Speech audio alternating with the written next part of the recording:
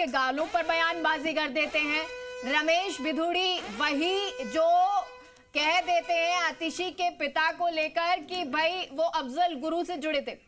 प्रवेश वर्मा, देखिए प्रवेश वर्मा काउंटिंग सेंटर पहुंच चुके हैं। प्रवेश वर्मा से हमने बातचीत की, एक्सक्लूसिव बातचीत आप देख सकते हैं। उन्होंने कहा कि ये दिल्ली की जनता की जीत है, नई दिल्ली की जनता की जीत है। प्रवेश वर्मा कह रहे हैं कि ये दिल्ली की जनता की जीत है, यानी कि दिल्ली की जनता के दिल में इस बार बीजेपी बैठी है।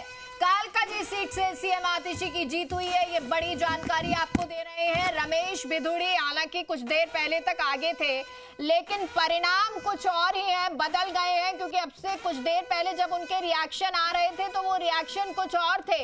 वो बयानबाजी को लेकर कहा जा रहा था कि भाई जो बयानबाजी की उसका कोई प्रभाव नहीं है, लेकिन क्या Gurjar vote bank our meetings in Delhi and whichever people I was meeting, that people wanted change. They were fed up of the way things were and they wanted change. I suppose they voted for change.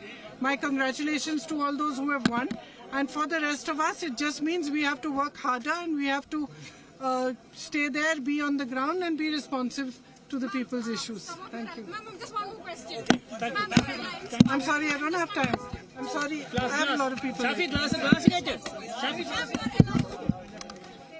Reaction आना शुरू हो गए हैं, और ये reaction क्योंकि अब परिणाम आना शुरू हो गए हैं, और जो परिणाम पहले दौर में आए, यानी कि पहले मनीष सिसोदिया का नाम आता है, वो हार गए, फिर अरविंद केजरीवाल का आता है, वो हार गए, अवध ओझा हार गए, तो ये वो नाम थे जो चर्चित रहे हैं। और अरविंद केजरीवाल और मनीष सिसोदिया तो एक अहम कड़ी पार्टी की हैं। मेघा, अगर इस पूरे नतीजे को देखा जाए, मेघा इस पूरे नतीजे को देखा जाए तो ये कहना गलत नहीं होगा कि दिल्ली की जनता ने फ्रीबीज को धता बता दिया, दिल्ली की जनता ने मुफ्त बस सेवा को धता बता दिया, दिल्ली की जनता ने महिलाओं के लिए हर चीज फ्री कर देने को, बिजली फ्री कर देने को, पानी फ्री कर देने को सिरे से नकार दिया।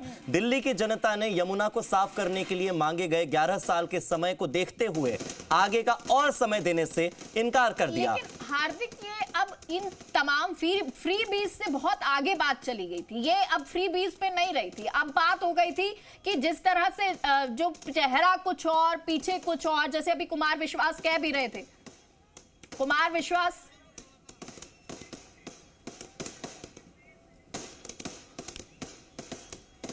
तो वो नजर आ रहा था कि कैसे अपने दोस्तों को छोड़ देना, दगा दे देना, धोखा दे देना। अहंकार का भी जिक्र किया उन्होंने कि देखिए सत्ता बहुत ज्यादा समय तक नहीं चलती और सत्ता का अहंकार जिसमें होता है वो बाद में मुंह की खाता है।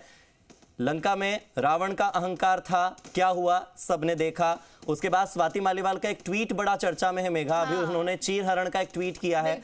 महिलाओं के आबरू से खेलने वाले, महिलाओं की इज्जत से खेलने वाले न तो महाभारत काल में विजयी हुए थे, वहां पर भी 100 कौरवों को 5 पांडवों से हार देखनी पड़ी थी, और आज भी महिलाओं के सम्मान से छेड़छाड़ करने वाले व्यक्ति के साथ क्या हुआ, क्या सबने देखा। महत्वपूर्ण भूमिका। और इससे बेहतर एक और चीज देखिए, ये तस्वीर भजनलाल शर्मा की, जिनका जिक्र हम बार बार कर रहे हैं, क्योंकि भजनलाल शर्मा दिल्ली चुनाव में भी महत्वपूर्ण भूमिका में थे। इससे पहले हरियाणा चुनाव जहां जीत हुई, महाराष्ट्र चुनाव वहां पर जीत हुई, और जब दिल्ली चुनाव में भी उनकी भूमिका रही, स्टार प्रचारक रहे। तो देखिए जिस सीट पर वो पहुंचे वहां भी अभी परिणाम तो नहीं आए हैं, लेकिन आगे चल रहे हैं, चाहे वो रोहिणी हो, चाहे फिर वो दूसरी और जगह देखिए, वहां पर भी बीजेपी आगे चल रही है। मेघा, इस सब के बीच में लकी चाम कह सकते हैं भजनलाल, लकी चाम। और इसके साथ देखना यह होगा कि भजनलाल शर्मा ने उन सीट्स पर प्रचार नहीं किया जहां पर बीजेपी की जीत बहुत आसान थी, क्लीन स्वीप था। इन सीटों पर अगर आप गौर करेंगे तो आप पाएंगे कि शालीमार बाग, यहां से आम आदमी पार्टी के बहुत ही कद्दावर नेता चुनावी मैदान में थे।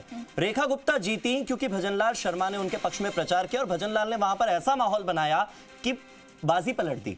ऐसा ही कुछ त्रिनगर में हुआ है, त्रिनगर में बाजी पलटी है, आम आदमी पार्टी वहां से विजय हुई थी, इस बार बीजेपी आगे चल रही है, बाजी पलटती है। विजेंद्र गुप्ता रोहिणी सीट से, ठीक है, विधायक रहे, बावजूद इसके इस बार जीत थोड़ी सी मुश्किल थी।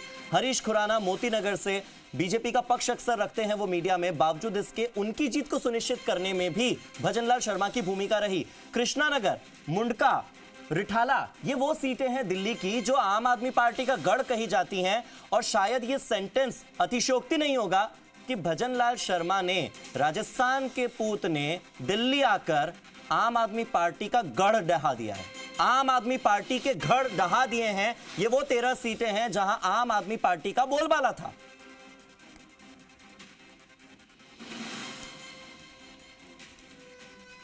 तो आज बड़ी रोचक जानकारी भी सामने आ रही है, रिजल्ट परिणाम भी सामने आ रहे हैं और दिल्ली चुनाव से जुड़ी हुई एक और ये जानकारी, मुख्यमंत्री को लेकर हलचल तेज हो गई है। तो हार्दिक, ये बड़ी जानकारी, जीत के बाद बीजेपी में हलचल तेज हुई है क्योंकि अब तस्वीरें लगभग साफ हैं। अमित शाह से मिलने पहुंचे हैं परवेश वर्मा और क्योंकि उनका ही जिक्र कर रहे थे कि नई दिल्ली से परवेश वर्मा जीते हैं तो क्या उनको सीएम बनाया जाएगा। हालांकि अभी तक सिर्फ हलचल है, मुख्यमंत्री के नाम को लेकर तस्वीर कोई साफ नहीं है। परवेश वर्मा अमित शाह से मिलने पहुंचे हैं।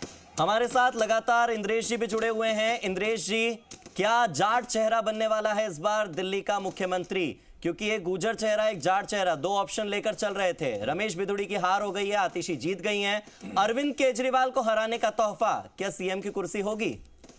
देखिए, मैंने पहले भी कहा कि भाजपा में ना तो जातिवाद देखा जाता ना परिवारवाद।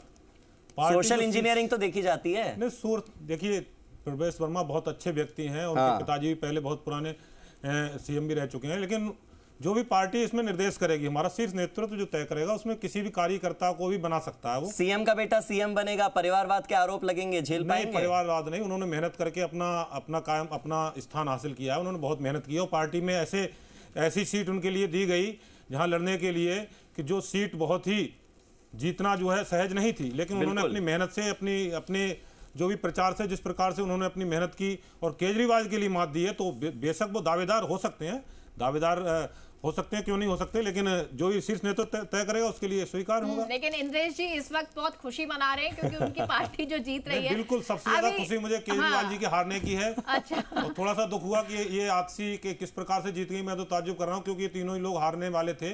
जिस पर जब से कांग्रेस अलग से लड़ी है उसके बाद तो ये पहले ही निश्चित हो गया था कि इनकी हार निश्चित है। सुरेश मनचंदा जी, आप लगातार जुड़े हुए हैं, बीजेपी की जीत तो आप देख ही रहे हैं, मगर कहते ना कि अपनी जीत पर गुमान न करे बेखबर, तेरी जीत से ज्यादा चर्चा शहर में मेरी हार का है। बिल्कुल। तो परवेश वर्मा जीते होंगे, मारवा तरविंदर सिंह मारवा जीते होंगे, मगर चर्चा तो सिसोदिया और केजरीवाल की हार का ज्यादा है।